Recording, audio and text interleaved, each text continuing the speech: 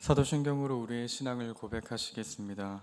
전능하사 천지를 만드신 하나님 아버지를 내가 믿사오며 그 외아들 우리 주 예수 그리스도를 믿사오니 이는 성령으로 잉태하사 동정녀 마리아에게 나시고 본디오 빌라도에게 고난을 받으사 십자가에 못 박혀 죽으시고 장사한 지 사흘 만에 죽은 자 가운데서 다시 살아나시며 하늘에 오르사 전능하신 하나님 우편에 앉아 계시다가 저리로서 산자와 죽은 자를 심판하러 오시리라. 성령을 믿사오며 거룩한 공회와 성도가 서로 교통하는 것과 죄를 사하여 주시는 것과 몸이 다시 사는 것과 영원히 사는 것을 믿사옵나이다. 아멘. 이 시간 찬송가 27장 함께 찬양하시겠습니다.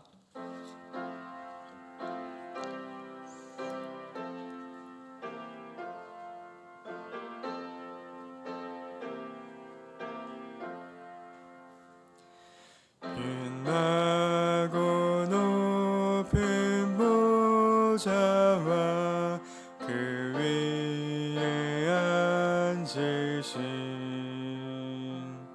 주 예수 얼굴 영광이 해같이 빛나네. 해같이 빛나네. 지극히 높은 위엄과 한없는 자비를 무천사 소리 합하여 늘 찬송드리네. 늘 찬송드리네. 영죽을 나를 살리려 그 영광 떠나서 그 부끄러운 십자가 날 위해 지셨네. 날 위해 지셨네. 나 이제 생명이 있음은 주님의 은혜요. 저 사망 권세 이기니 큰 기쁨 넘치네. 큰 기쁨 넘치네. 주님의 보좌 있는데 천한 몸 이르러 그 영광 몸소 배울 때 내 기쁨 넘치네. 내 기쁨 넘치리. 아멘.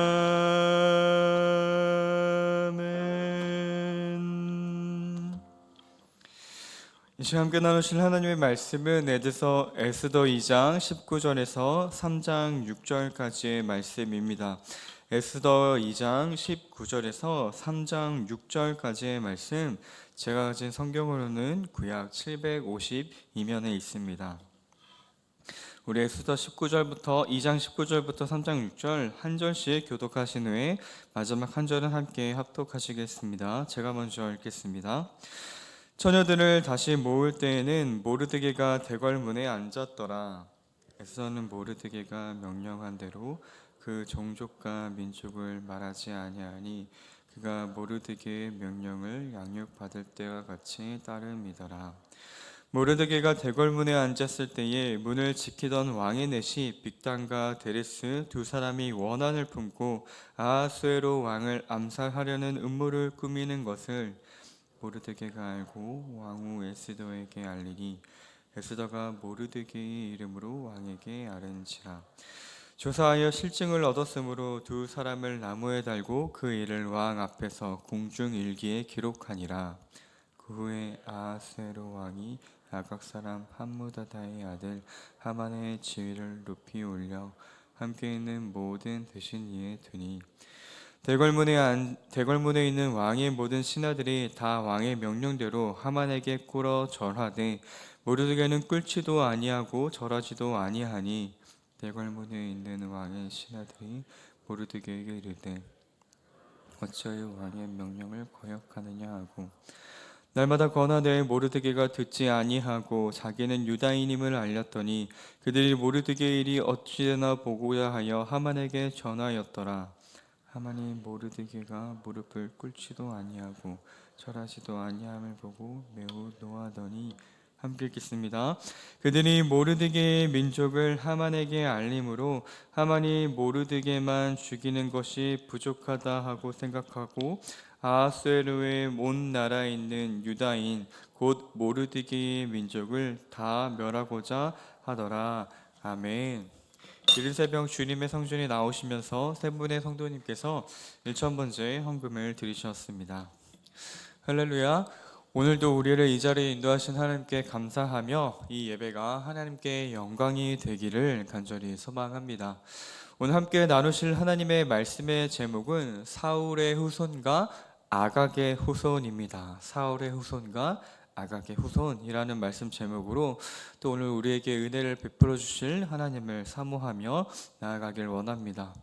오늘도 계속해서 저희는 에스더를 살펴보게 되는데요. 어제 드디어 이 에스더는 왕후가 되었습니다. 그런데 이 왕후가 되자마자 오늘 본문의 첫 시작인 19절은요 어떻게 시작하냐면 처녀들을 다시 모을 때에는 이라고 시작을 합니다. 이미 왕후 에스더가 세워졌고 잔치를 베풀고 여러 가지 일들을 한 후에 또다시 처녀들을 모았다라는 것은 이 아하스웨로 왕이 또다시 후궁을 뽑고 있다라는 것을 보여주고 있습니다. 왕후가 세워진 지 얼마 되지 않았음에도 또다시 후궁을 세우는 모습을 보여주면서 이 에스더서의 저자는 전반적으로 아하스웨로 왕에 대해 그렇게 좋게 평가하고 있지 않음을 우리는 볼 수 있습니다. 이 이후에도 이러한 모습들은 계속 등장을 하게 됩니다. 이제 왕후가 된 에스더, 그 에스더로 본격적인 이야기가 시작될 것처럼 보였는데 오늘 본문에는요 그 시선이 모르드게로 다시 한번 옮겨짐을 보여줍니다. 먼저 19절에 모르드게에 대한 간단한 소개가 있습니다. 그는 대궐문에 앉은 자였습니다. 이 문은요 왕궁의 행정과 그리고 물류 공급을 하는 곳이었다라고 합니다. 그리고 이러한 궁전문에 앉은 자들은 왕실의 행정적인 업무를 보는 곧 왕실의 관리자들이었다라는 것이죠. 오늘 본문 3장 2절에도 대궐문에 있는 왕의 신하들이라고 표현하며 그 자리에 모르드게가 함께 했음을 기록하고 있습니다. 따라서 모르드게는 유다인이었지만 페르시아 왕궁의 한 관리로서 일을 하며 살아가고 있었음을 우리는 알 수 있습니다. 그가 포로로 끌려왔지만 이곳에서 잘 적응하였고 페르시아 왕국에서는 관리로 일하고 있음을 우리는 볼 수 있는 것이죠. 특별히 아하스웨로 왕의 시대는요 1차 포로 귀환이 끝나고 2차 포로 귀환 전 그 사이에 있었던 사건입니다. 고레스 왕의 칙령에 의해서 스룹바벨을 중심으로 1차 포로들이 귀환하였고 그러한 자들을 에스라서에서는요 진정한 하나님의 백성이다라고 표현을 합니다. 하지만 1차 포로 귀환한 이스라엘 백성들이 아니어도 이 남아있는 포로들 속에서도 여전히 하나님은 신실하게 일하고 계심을 우리는 이 에스더서를 통해서 알 수 있게 되는 것입니다. 이 모르드게가 어느 때와 같이 대궐 문에 앉아 있을 때에 아하스웨로 왕을 시해하고자 하는 음모를 알게 됩니다. 그리고 이러한 사실을 에스더에게 알리고 에스더는 모르드게의 이름으로 왕에게 고하는 것이죠. 이러한 사실이 밝혀지면서 내시였던 빅단과 데레스는 잡혀 죽게 됩니다. 그들이 어떻게 왕을 시해하고자 했는지, 또 모르드게가 이 일을 어떻게 알았는지 그것은 명확하게 드러나지 않은 채 이 사건은 마무리가 됩니다. 무엇보다 왕의 목숨을 살려준 이에게 후하게 상을 내리는 것이 마땅함에도 불구하고 그에 대한 아무런 언급 없이 이 사건은 빠르게 마무리가 되는 것이죠. 하지만 우리들은 이 일이 이후에 어떻게 사용되는지를 너무나도 잘 알고 있습니다. 하나님께서 그분의 타이밍에 맞게 그 일을 사용하고 계시는 것이죠. 우리의 하나님 앞에서 사소하거나 우연하거나 그냥 지나치게 되는 일은 없다라는 것입니다. 하나님은 하나님의 때에 그 모든 것들을 들어 사용하시는 분이신 것이죠. 때때로 우리들은요, 하나님께서 나를 지켜보지 않는 것처럼 느껴질 때가 많이 있습니다. 선한 일을 행하였지만, 희생하였지만, 섬겼지만 아무것도 돌아오지 않을 때 우리들은 내심 섭섭하거나 서운한 마음을 느끼곤 합니다. 특별하게 보상을 바라면서 했던 일도 아니었지만 그것이 인정받지 못하거나 아무도 알아주지 못하면 내심 서운한 것이죠. 특별히 이런 일이 자주 벌어지는 곳은 안타깝게도 교회인 것 같습니다. 누구나 자신의 자리에서 열심히 섬기고 헌신하지만 모두가 다 알아주는 것은 아닙니다. 그러다 보니 우리의 헌신과 섬김이 같은 마음과 자세로 쭉 이어지기란 여간 쉬운 일이 아닌 것입니다. 하지만 오늘 본문에 등장하는 모르드게는요, 그렇지 않았습니다. 처음부터 이 모르드게는 에스더를 굳이 돌보아줄 필요도 없었지만 그녀를 자신의 딸과 같이 키웠습니다. 그리고 그녀가 왕후가 되기까지 뒤에서 끝까지 도와줍니다. 왕후가 된 이후에도 그녀를 자신의 딸같이 키웠던 모르드게가 이것을 이용하여 높은 관직이나 또는 부유한 보상을 받을 수도 있었음에도 그는 끝까지 뒤에서 에스더를 도와주는 모습을 보여줍니다. 이번 사건에서도 마찬가지죠. 자신의 공적이 보상으로 주어지지 않았지만 그는 불만을 갖지 않습니다. 일부러 자신의 직속 상관에게 보고하는 것이 아니라 에스더에게 말함으로, 에스더가 왕에게 이 사실을 전달하게 함으로 다시 한번 에스더가 왕의 눈에 띄도록 만들어 줍니다. 그 이상 무엇을 바라지 않은 것이죠. 살아가는 성도님들, 하나님께서 우리와 함께 하고 싶으셔서 예수님을 보내주셨습니다. 그리고 이 예수님께서 우리를 사랑하셔서 십자가에 달리심으로 우리의 모든 죄의 문제를 해결하시고 우리를 구원해 주셨습니다. 이러한 사랑과 은혜에 대한 감사와 반응으로 우리는 예배하며 헌신하며 나아갑니다. 그러면 그것으로 충분한 것입니다. 하나님께서는 다 아시기 때문인 것이죠. 우리의 하나님이 보셨으면, 그분께서 기뻐하셨으면, 그것이 하나님께 영광이 되었으면 그것으로 다 된 것입니다.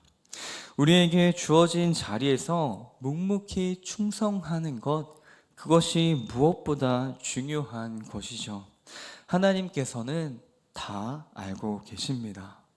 그것으로 족한 줄 아는 우리의 믿음이 되기를 소망합니다. 이러한 왕의 시의 음모 사건이 끝난 후에 오늘 본문의 3장 1절은요, 뜬금없이 하만의 지위를 높이는 장면이 등장합니다.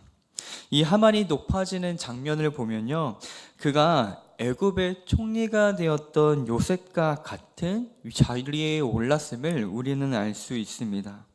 그런데 그의 교만함과 잔혹함을 아는 우리들에게 또다시 저자는 이 하만을 그러한 자리에 앉히는 모습을 보여주면서 아하스웨로 왕이 사람을 보는 눈 역시 부족하다라는 것을 우리는 볼 수 있습니다. 성경에서 그에 대한 평가는 그렇게 좋지 않은 것처럼 보입니다. 그리고 이러한 아하스웨로 왕의 명령에 의해서요, 모든 신하들은 하만에게 절을 해야만 했습니다. 하지만 모르드게는 끝까지 절하지 않는 모습을 보여주죠. 이 사건은요, 이후에 진행되는 에스더의 핵심적인 사건의 발달입니다. 하만과 모르드게의 충돌은 하만이 유다 민족을 죽이고자 하는 대로 이어지고, 이를 저지하기 위해 모르드게와 에스더가 기도하며 나아가는 사건이 등장하게 되는 것이죠. 그 일은 이 사소한 일에서부터 시작이 되었던 것입니다. 그렇다면 모르드게는 왜 절하지 않은 걸까요? 4절에서 모르드게는 자신이 유다인이기에 절하지 않는다라고 밝힙니다. 여기서 우린 두 가지 이유를 살펴볼 수 있는데요. 첫 번째로 그가 유다인이기에, 곧 하나님을 믿는 자이기에 다른 이에게 절할 수 없었다라는 것입니다. 하지만 성경 가운데에서 절한다라는 것이 항상 우상 숭배로 이어지는 것은 아니고, 또 성경에서 성경에 위반되지 않는 선에서의 세상의 권력에는 인정하고 순종하도록 명령하고 있기에 이 설명은 조금 부족해 보입니다. 그렇다면 두 번째 이유가 보다 적절할 것 같은데요. 두 번째 이유로는 민족적인 감정입니다. 3장 1절에 하만에 대한 설명 가운데 우리가 주목할 것은 그가 아각 사람이라는 것입니다. 아각은요, 아말렉의 왕이었습니다. 그리고 이 모르드게는요, 베냐민 지파로 사울의 후손이었습니다. 하나님은 사울 왕에게 이 아말렉을 진멸하라라는 헤렘 전쟁을 명령하셨지만, 사울은 아각 왕을 살려주면서 이 헤렘 전쟁에 온전히 순종하지 못하였습니다. 이후 아말렉은 끊임없이 이스라엘 백성들을 괴롭혔던 민족으로 등장하게 되는 것이죠. 이처럼 모르드게는 베냐민 족속인 사울의 후손이었고, 하만은 아각 왕 아멜렉의 후손이었습니다. 하나님께서 진멸시키라고 하셨지만 진멸하지 못했던 그 둘의 관계는 이렇게 또다시 마주하게 되는 것입니다. 그리고 이번에는 하만의 입에서 헤렘, 진멸이 등장합니다. 모르드게와 함께 있던 대궐의 신하들이 모르드게를 하만에게 아뢰면서 그가 유다인임을 전해줍니다. 5절에서 하만은 모르드게가 절하지 않는 모습을 보며 매우 노하기만 하였지만, 6절에서 그가 유다인임을 알게 되므로 그뿐만 아니라 유다 족속 모두를 멸하고자 마음먹게 됩니다. 진멸당해야 했던 하만의 민족과 진멸해야만 했던 모르드게의 민족이 이번엔 반대의 상황에 놓여지게 되었습니다. 하만은 유다 민족을 진멸시키고자 하였고, 그에게는 그럴 만한 권능과 힘도 있었습니다. 지금 유다 족속은 절체절명의 위기에 놓이게 된 것이죠.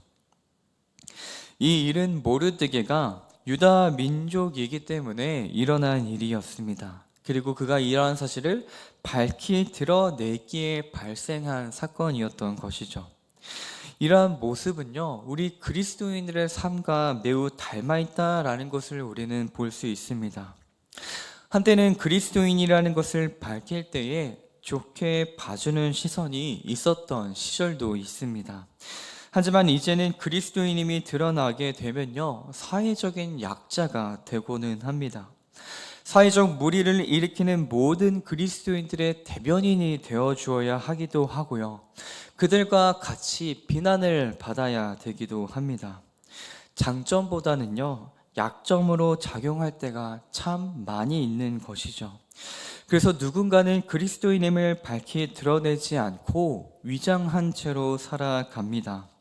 직장에서, 사회에서, 친구들과의 관계에서 그리스도인이라는 사실이 드러나지 않도록 말과 행동을 조심하며 살아가곤 하는 것이죠.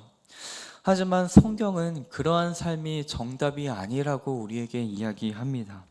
세상에서는 나그네와 같이 살아가라 라고 말하는 것이죠. 왜냐하면 우리들의 본향은 천국이기 때문입니다. 우리는 천국의 시민이요, 하나님의 자녀로 이 땅에서 살아가도록 명령받은 자들입니다. 이제 세상과의 줄다리기는 그만해야 하는 것이죠. 잡았던 그 줄을 놓고 하나님 나라의 백성으로서의 정체성을 가지고 살아가야 합니다. 왜냐하면 하나님 나라의 백성은 반드시 승리하기 때문입니다. 승리할 수 없을 것만 같아 보였던 다윗과 골리앗의 전쟁 가운데에 다윗이 승리했고, 모르드게와 하만의 때에도 역시 그러하였습니다. 무엇보다 예수님께서 죽음을 이기시고 승리하셨기 때문입니다.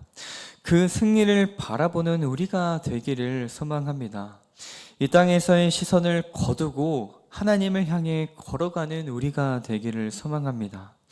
하나님이 우리를 보고 계시면 됩니다. 하나님이 알아주시면 되는 것이죠. 그리고 그러한 믿음의 한 걸음 한 걸음을 오늘 하루도 걸어가는 사랑하는 우리 모든 제2교회 성도님들의 믿음의 삶이 되기를 주님의 이름으로 축복하고 소망합니다. 아멘. 함께 기도하시겠습니다. 사랑과 은혜가 풍성하신 하나님 아버지, 오늘도 우리를 사랑하셔서 주님 앞에 나와 예배드리게 하심에 참으로 감사합니다.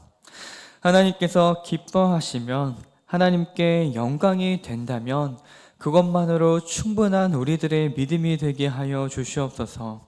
세상에서 그리스도인임을 밝히 드러낼 수 있는 부끄러움 없는 믿음의 삶을 살아가는 우리 모두가 되게 하여 주시옵소서. 그리하여 주님과 함께 승리의 기쁨을 누리는 우리 모든 제2교회 성도님들이 되게 하여 주시옵소서. 이른 새벽 주님께 나아오며 정성껏 준비한 예물을 올리는 손길들이 있습니다. 주님, 믿음으로 드리는 손길들 기억하여 주셔서 주님을 더욱더 알아가게 하시고 주님께 기쁨이 되는 귀한 삶이 되게 하여 주시옵소서.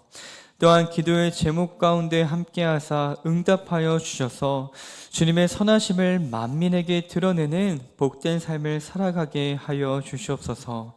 오늘도 우리의 기도를 들으시며 또 응답하시는 살아계신 예수님의 이름으로 기도드립니다. 아멘. 하늘에 계신 우리 아버지여, 이름이 거룩히 여김을 받으시오며 나라가 임하옵시며 뜻이 하늘에서 이룬 것 같이 땅에서도 이루어지이다.